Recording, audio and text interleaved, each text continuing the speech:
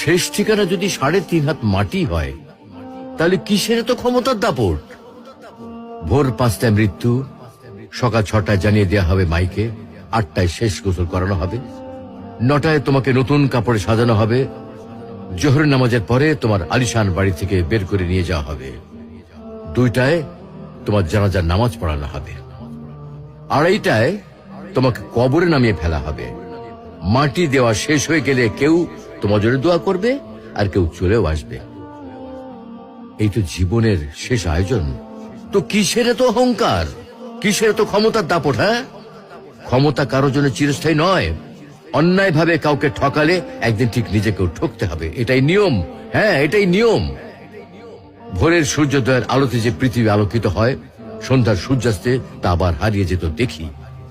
অসত্য দিয়ে সত্যকে কখনো ঢেকে রাখা যায় না। শেষ ঠিকানা যদি ৩.৫ হাত